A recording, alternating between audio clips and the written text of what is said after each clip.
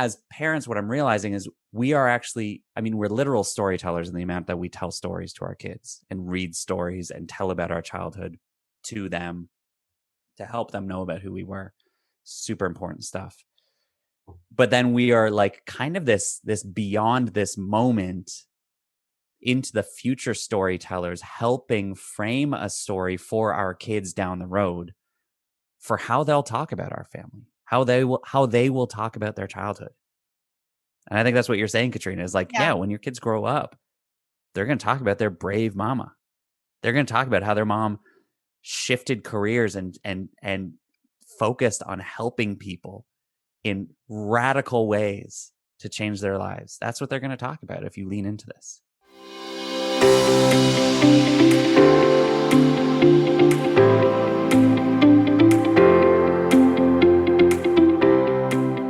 What's up, my soul sister? Welcome to the Happy, Purposeful, and Free podcast, where we are all about living our brightest, most authentic, kick-ass life that we actually love. My name's Katrina, and I'm your guide, obsessed with giving you the tools to help you get from where you are now to where you want to go in life, relationships, and business. This podcast is all about having fun, showing you there is more to the sober life and the real talk as we share inspiring stories, tips, and tricks to help you boldly pursue your life. You are not alone in this deal, so let's do this thing together.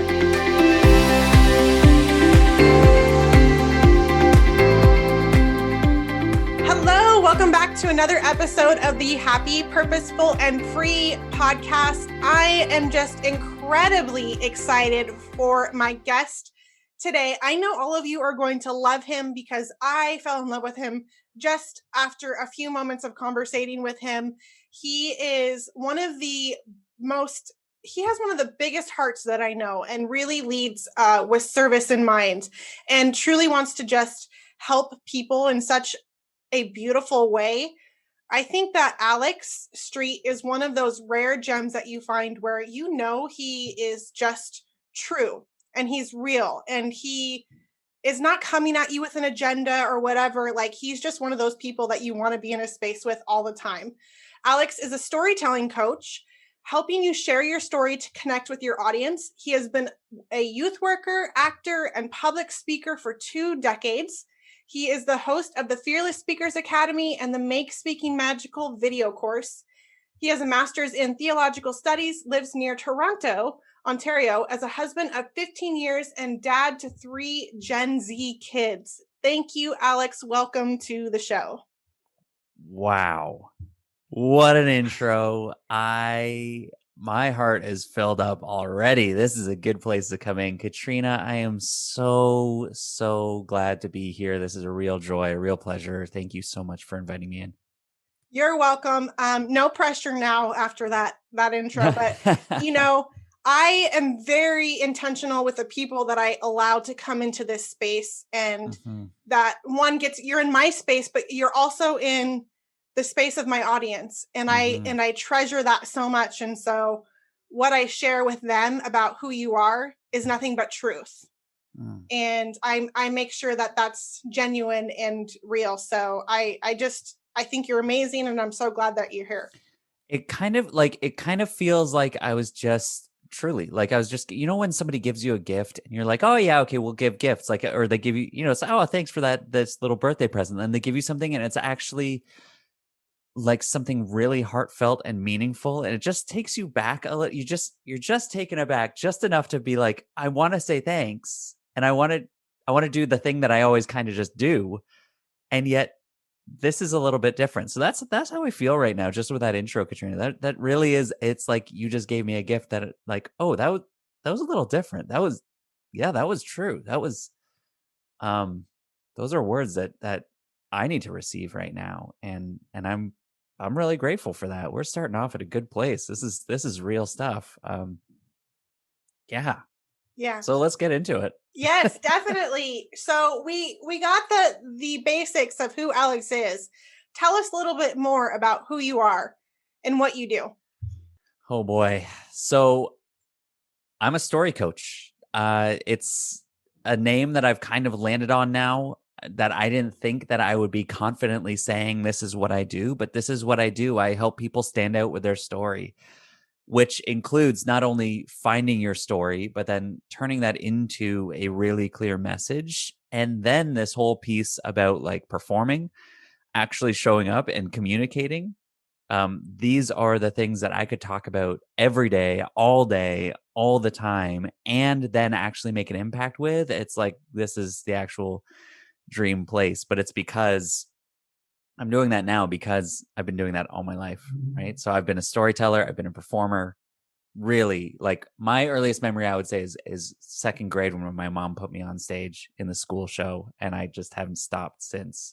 Being on stage, inspiring, entertaining. It's shifted and twisted and turned, as you said. Youth pastor, speaker, actor. There's all kinds of ways that I was looking to perform and tell stories all through my life, and now, really, after a few significant moments of people giving me a chance or people really clarifying why why this kind of work matters, and even seeing that this is my superpower, now here I am at this place where this is my main work. I do one-on-one coaching with people. I host a group program, and I'm really helping people step into their confident self to stand out with their authentic self, who they are, rooted in their story, so that they can stand out with their business, with their own personality, wherever it is that they find themselves. And it's like it is a ride that got me here, and here I am helping other people kind of find the through line, find the theme through their own same sort of journey. It's really quite magical. Yeah, I love it, and I love what you do. And before we go into that piece of it a little more, I want to know who was Alex as a little kid? Alex. Okay, Alex was a mama's boy, first of all. Alex. Oh man. Like I was given dolls. And I asked for, like, we'd go to Toys R Us and I'd pick out the Disney doll, like Jasmine and Aladdin, the doll set. And so that's who I was. But then like also like I'm playing with Ninja Turtles and stuff, but I would want all those toys because I was making up stories. Like such epic, adventurous stories with my toys, of which there was no short supply. My mom spoiled me like no end. And I remember like just setting up these epic sets all through the house where you'd have like the one base is upstairs in my bedroom and the other base is down in the basement, and the heroes have to make it all the way through. And if it was nice out, then we're in the backyard and there's toys getting dirt on them. Like that was me when I was alone. And then when I wasn't, or I was playing video games, but then I was with my brother. My older brother is 3 years older than me, and we were making movies or skits or drawing out little crappy cartoons. As we got older, we literally just spent our summers making videos together, like creating stories and movies and like zombie movies and all kinds of stuff. This was our life. Like my parents didn't have to worry about us getting into trouble because we were like, if we got into trouble, it was because a cop would stop us. Oh, this happened. A cop actually stopped us and was like, "What are you guys doing?" We're like, "We're making a video." He's like, "Are you not part of that party down the street?" We're like, "Oh, no. They actually told us to stop, and we said, you guys are idiots." So the cop was like, "Oh, all right. Let me know if you need any help." Like, okay, great. So we were getting into trouble. We were making stories. We were making stuff, and that's something I just absorbed from my parents. So as you're sharing that, like I'm picturing, even though I have no idea what you look like as a little boy, but like going back and just kind of being a part of that story, that lifetime. And I literally had some chills here, and just like that giddy feeling you get when you're really super excited, because I was recalling like one of the conversations that you and I had, and we've talked about, is we believe in magic, right? We believe in that stuff that when you're adults, most people kind of like, no, we don't do that anymore. That's for kids. That's kid stuff. And that's where you kind of taken me. Oh, that's fun, because it's that wonder. It is. It's the imagination. It's the idea that this is what I have carried with me and have recently learned to really embrace about that childhood, that 8-year-old Alex, is to see that, yeah, there's a wonder. there's a creative spirit. There's I mean, it's not just like a joie de vivre, like a joy of life, right? It's an actual, like, what is out there? And then to actually see life like unfolding in front of you like a story. So you step into a situation. I was walking with my wife the other day and we're walking down the street, and within, I don't know, within a minute, I swear I was on a set like in Los Angeles on a film studio, because we're walking down the street. It was kind of a windy day.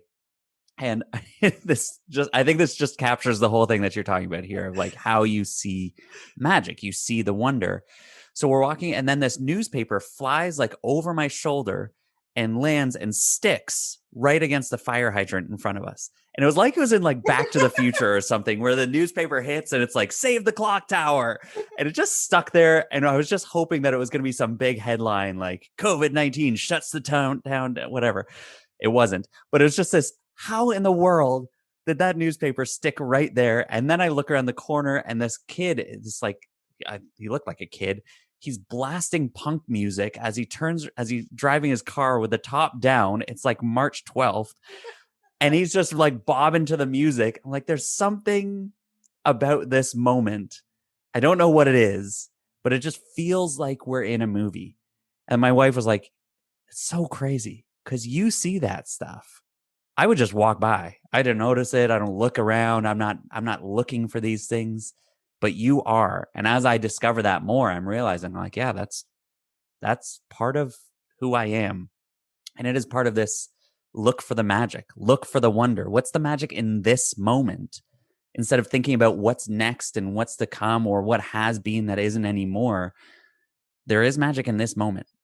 Can you find it? So good, because I was just thinking about, as you're describing that, how so many people would miss that moment. They do miss the magic in the moment. Mm-hmm. Like, I'm sitting here and it's a beautiful sunny day and I could see the trees with the sun shining on them and just think, wow, is this really my life today? Like, is this really what's happening right now? And how beautiful that is, rather than just scathing over it. Yeah. Such a beautiful piece. So, actor, youth worker, all of the things. How did you get to storytelling coach to become this entrepreneur that you are? Yeah. So, I mean, this is right. I look back, and again, I get it from my parents. So my dad was a photographer for 40 years. He was a professional photographer.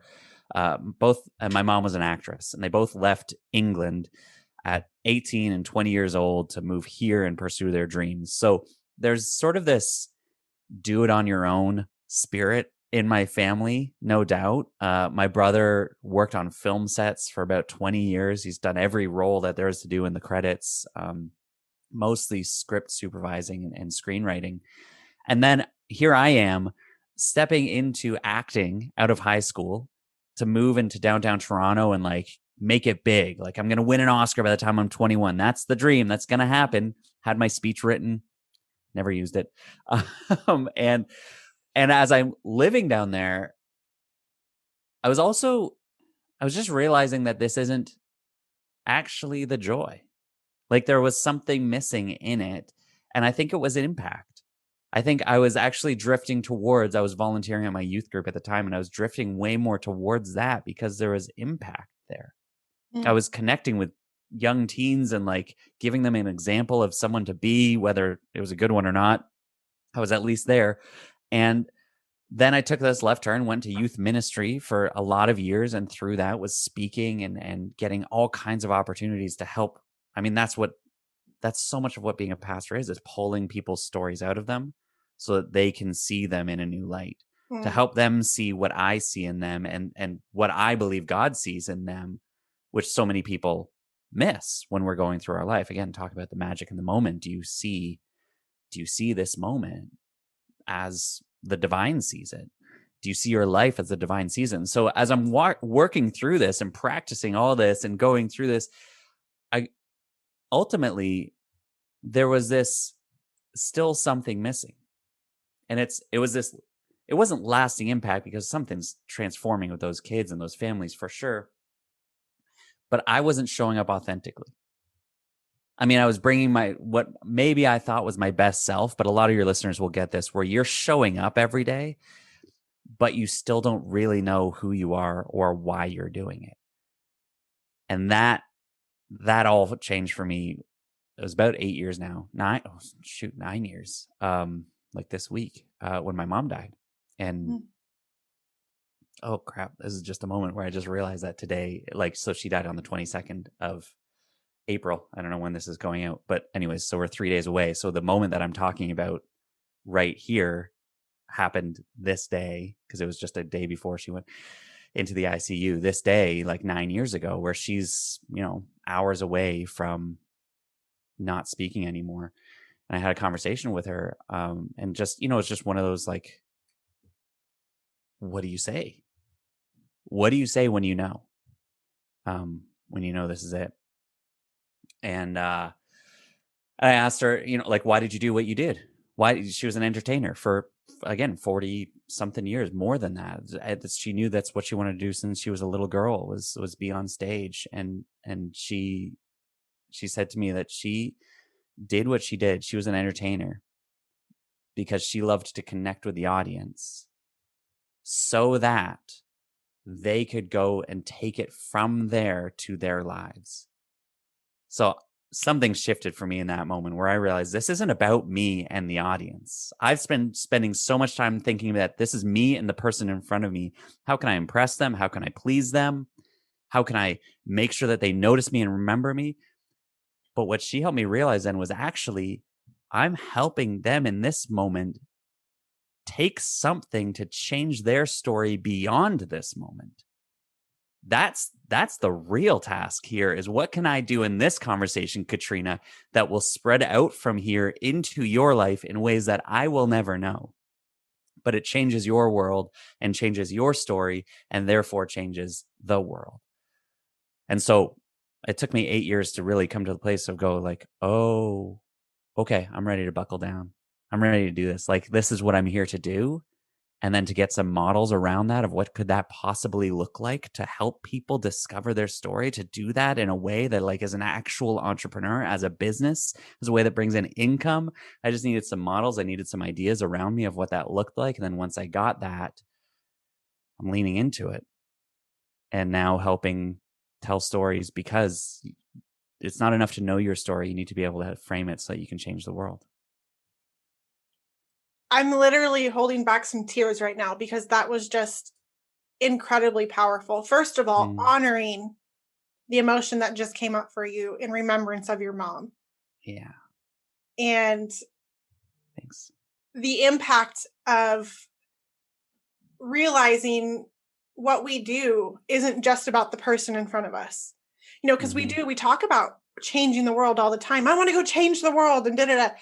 And I think sometimes people have a misconception of what that actually looks like. It is impacting that person in front of us, but then being able to connect the dots that because of that person in front of us that we're impacting, that goes out, like changing. So the way you just described it, I will not be able to like re-describe it so elegantly and beautifully. It hit home for sure for me. I love it. Thank you. I mean, that's it. So, to Margaret. Yeah, definitely. That's it. She and okay, it's so fabulous because you speak of magic, earlier, like that she was magic for me. So that's the thing. I say I was a mama's boy. I maybe actually didn't realize how much this was going to, center around her, but that's just let's receive what comes. So to be that mama's boy and then grow up and walk in her footsteps as an actor is what I wanted to do. I wanted to do what she did, and then to learn that that key piece that now really kind of defines and dictates my life and how and the impact I'm here to make. It's beautiful. Well, I'm going to be completely truthful with you right now, because that's what I do on this podcast, is just you speaking of her in that way makes me think about my own relationship with my own boys. My youngest is 2.5, but then there's Tristan, my he's technically my first one, first kid. He was born first out of the twins, so he gets to say he was first. My 12-year-old boy, and he's my little mama's boy. And I'm just thinking about, sometimes I reject that. And then I'm also thinking about the impact of what I'm doing and the change that I've created in my own life and how that may affect, him in the future. So I'm just tying those together, and you're getting me to think, which I love. This is, what, I love that you brought it to parenting, because this is what I'm realizing about stories and storytelling, especially as parents. But I know that there's a lot of listeners who aren't in that space, and I don't want you to tune out here. I want you to see how your impact, the story that you tell impacts others. And with so much of the work that I do, we jump back to people's childhood. It's fascinating to me how people define that and how quickly they can summarize an entire childhood or an entire relationship with their parents. You know what I'm saying? Just to jump to the now in their story. And so people will often say something along the lines of, yeah, so I mean, my story starts, coming out of university. I'm like, whoa, whoa, whoa. No, it doesn't. Your story starts earlier than that. What was your family like? Who were they? And they're like, oh, my dad was supportive. My mom worked a lot, and she was pretty hard on me. Yeah. And then I just hung out with friends a lot. And that's it. That's the story. And so what I'm trying to figure out as parents, and right, so I've got a 14-year-old, an 11-year-old, an 8-year-old. I'm trying to figure out with my wife, how do we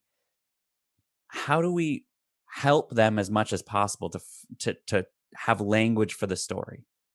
So 10 years from now, when my 14-year-old is in therapy and she's talking about her life, what's she going to talk about? Is she going to talk about how we didn't have enough money for a long time? Is she going to talk about how we struggled all the time and we were really down, or is she going to talk about how we always kind of found the magic in life, how we were tight, no matter what happened, we were tight. Do you know what I mean? So as parents, what I'm realizing is we are actually, we're literal storytellers in the amount that we tell stories to our kids and read stories and tell about our childhood to them to help them know about who we were. Super important stuff. But then we are like kind of this beyond this moment into the future storytellers, helping frame a story for our kids down the road for how they'll talk about our family, how they will talk about their childhood. And I think that's what you're saying, Katrina, is like, yeah, when your kids grow up, they're going to talk about their brave mama. They're going to talk about how their mom shifted careers and focused on helping people in radical ways to change their lives. That's what they're going to talk about if you lean into this. So good. Okay. I'm going to breathe right now because all of the emotions are coming out, because it's just so powerful and so true when you can sit and really reflect on what you just shared there, and reflect on it in a way of not necessarily, oh my gosh, because maybe you haven't showed up as the best parent, but guess what? Right now you can start to rewrite that story.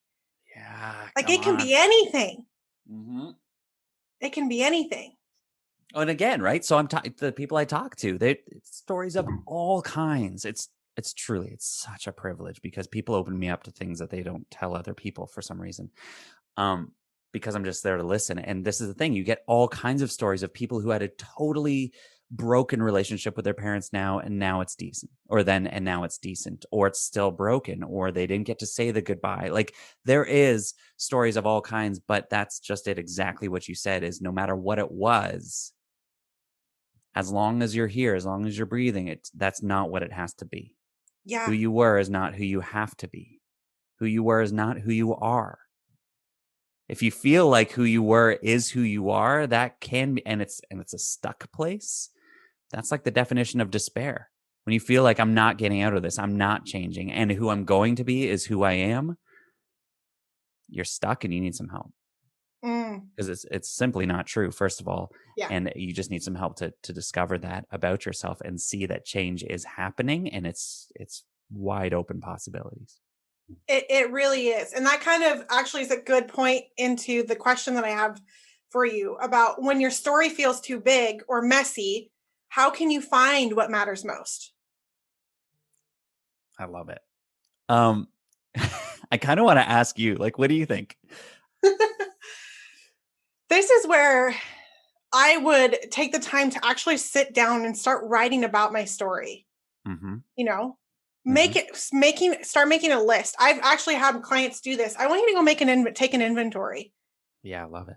You know, write out your story so you can actually see it, because when it's in our head, it could be jumbled. We tend to focus only on, what hasn't happened or what Mm-hmm. happened to me in the victim kind of mode. But when it feels so big, start writing pieces of it out. What are those pieces that jump out at you? And I know for my clients too, oftentimes they lack memories of the beautiful stuff. They focus more on like the drama, the messy stuff, the too big stuff. Yeah. But when you start sorting through it, those beautiful memories start to come resurface. Mm-hmm. You nailed it. I think that's it. There's got to be a starting place, and the starting place is really just like word vomiting, right? Like it's just get out the computer, get a coffee. This is what it was for me. Literally 2 years ago, when I started to think, okay, how am I going to do this? I had to figure out my why. I had to figure out like what is going to drive me through this, and I just started typing in Evernote, just going for it. Where did this begin for me? And as I opened that up, it formed into a story. I saw the moments. I started to highlight the moments that stuck out, that matter the most, just from that one inspired kind of, drop or draft. And then you start to pull those things out and see what are the most significant ones. And as you see those, you might still be like, yeah, okay, so I've got these 16 major points in my life. Well, how do I figure out what matters most? And at some point, this is the key, at some point, you just got to choose and realize that this isn't the end of it. This is a story that you get to tell forever. But at this point, if you just want something to get you going forward, something that you can show up on Instagram with today and say, this is how I got here, then just pick a moment. Pick that moment in university when that professor said, wow, you're a really good writer. Or pick the moment when your dad left. Or pick the moment when you fell down drunk and broke a limb.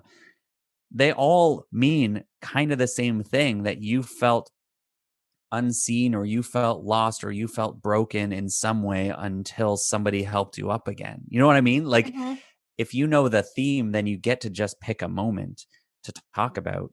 And really what you're looking for then is this version of who I was and this version of who I am, and then some moment that got you here. That's all that you need to get started. So for me, right? So let me put this in context here, because you were right on. So you start writing that out, you start to see all of this, but let's put some structure to it, because that's where the goods are, right? Yeah. Structure allows for the spirit to move. So when I was telling my story earlier, I told you, this is who I am right off the bat. I am a story coach, and this is what I do. I help you tell your story, clarify your message, stand out with confidence. And I got here because I was always a storyteller. First moment was on stage, 2 years old. So that's who I was. Or at grade 2, that's who I was. And then we filled that in a little bit. You asked a good question there, who I was as a kid. So that's filling in who I was.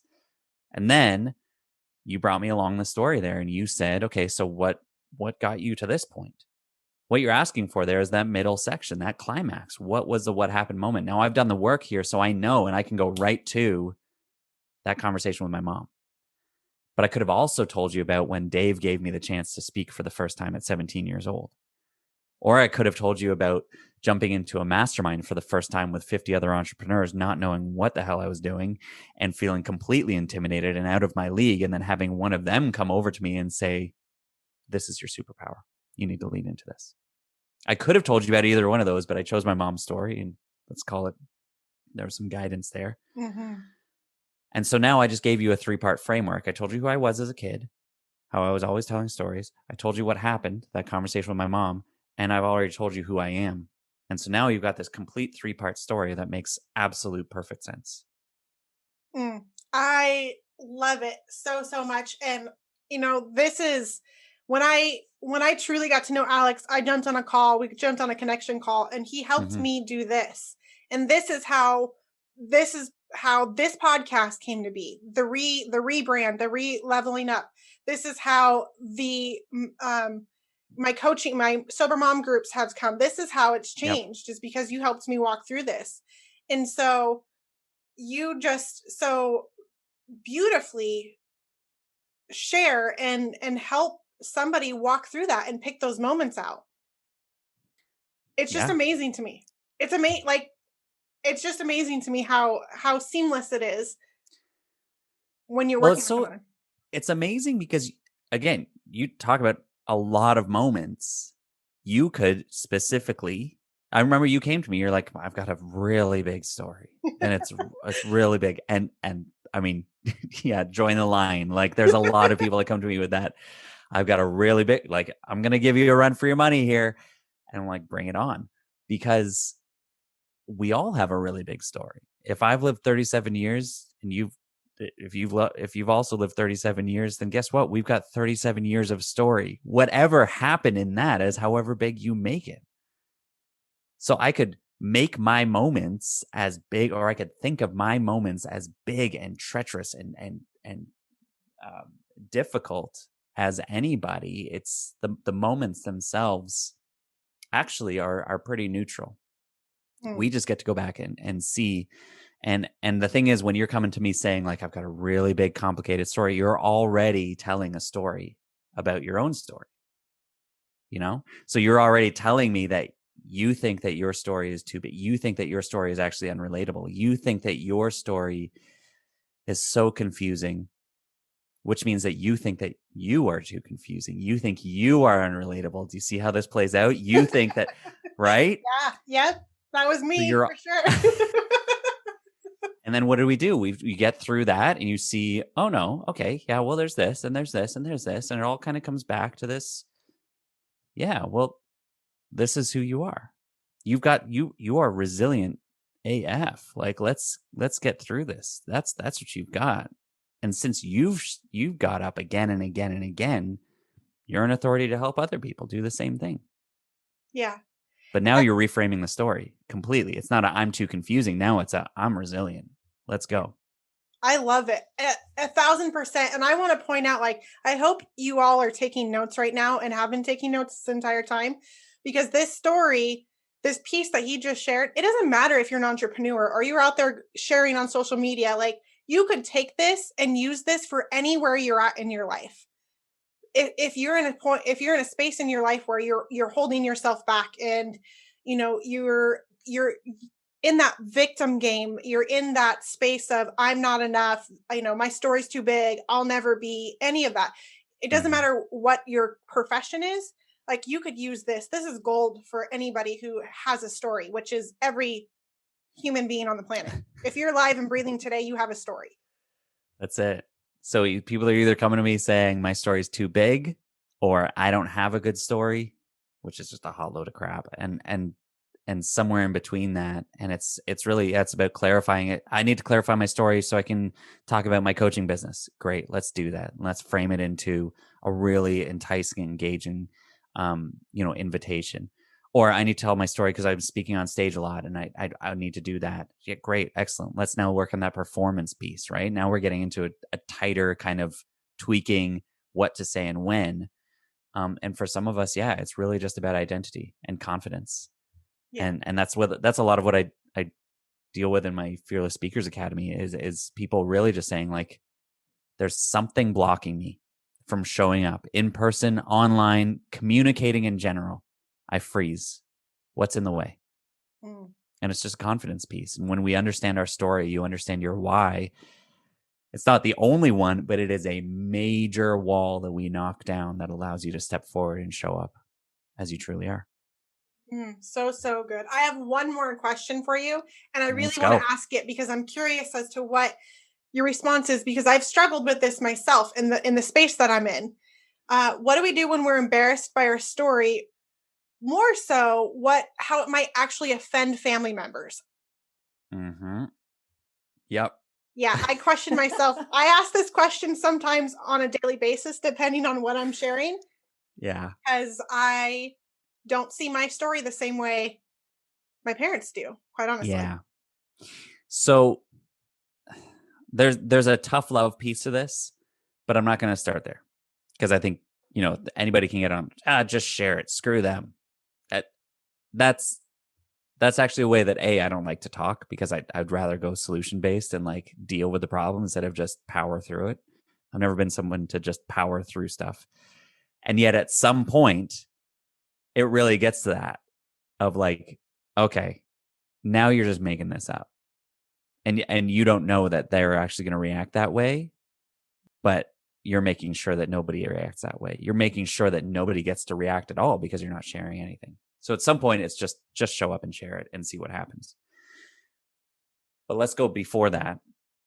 Let's go to something actually a little bit more strategic, maybe, which is looking at your story. And people think that, for me to tell the story of my relationship with my dad, I would have to tell about the times that I came home and found him drunk.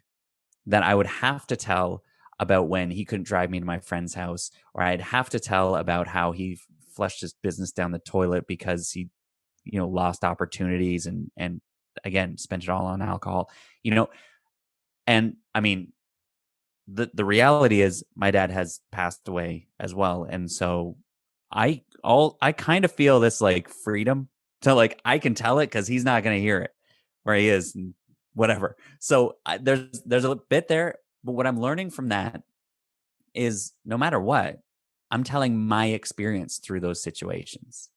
So it's not about telling what he did. It's not about telling what failures he had. It's how I have received that and now translate that story.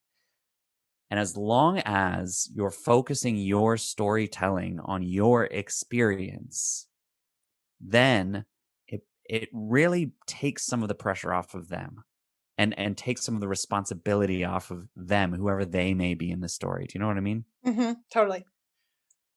But of course, you're not off the hook because somebody's going to like go, okay, well, you didn't have to tell that story. So here's the thing. If you want to tell a story about that, you want to tell a story about, you had to leave this marriage because this person was abusing you, but you don't want to talk about how they were abusing you because you still respect that person in some way, whatever that is. You don't actually have to talk about those moments that we think we have to talk about. You can tell the moment generally. You can say, I was in a marriage. It was not good. It ended because it had to end. What I learned through that moment, through that experience, is that I am stronger than I ever thought I could be. And now I'm helping you get through your moments that need to end for some reason, whatever that reason could be, because I believe that you're already stronger than you think you are, and I'm going to help you see it as well. Do you see what happens there? Mm-hmm. So now I'm telling a story. I'm telling the story, but the power is actually in my transformation, not in the moment. And that's what all stories really are. And so that's where the clarity is needed. So you can tell any story about your family because, they actually don't have to be a part of it if you don't want them to be. Yeah. But if you do want them to be, because, wow, people are going to really identify with this specific situation, then that's on you. You can do that. I would say ask permission first. Make sure that those people know. Make sure they know the power that it's going to bring and what your actual mission is, that you're not here to air dirty laundry, but you're here to help change lives, and see where that goes. And ultimately, if they say they don't want that, then that's up to you because it's your story. Mm-hmm. That's so helpful. And again, I hope you guys are taking notes because that was just beautiful. Like, so good. So many good nuggets. Alex, I just so appreciate you for being here, sharing all of this goodness with everybody. What have you got going on and where can we find you? So very good. Thank you. So I'm actually, what am I doing? I'm doing one-on-one coaching. That's my main thing right now. I'm building a new program that's going to come out very soon that I'm very excited about, kind of a refashioning of Fearless Speakers Academy as it exists right now, which is a group coaching program.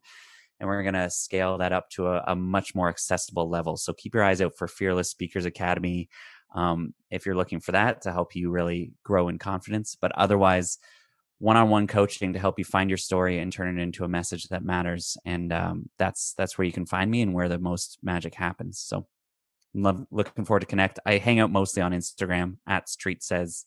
So come and find me there. Let me know what you got from this and we'll start a conversation. Definitely. And most definitely, I'll tag him in the show notes, but make sure you go follow him. He is so much fun to watch over there on IG with all the reels and the stories. And thank you so much. Is there anything else on your heart that you want to share with everybody before we go? Oh gosh, I really, my biggest hope is that you feel empowered through this to know that you are more interesting than you probably think you are, and we need what you have. So show up, share your story, and you'll start to change the world. So good. You guys, I know that you love this episode, so make sure you share it with somebody who needs to hear this message today. And until next time, boldly pursue your life until you are happy, purposeful, and free.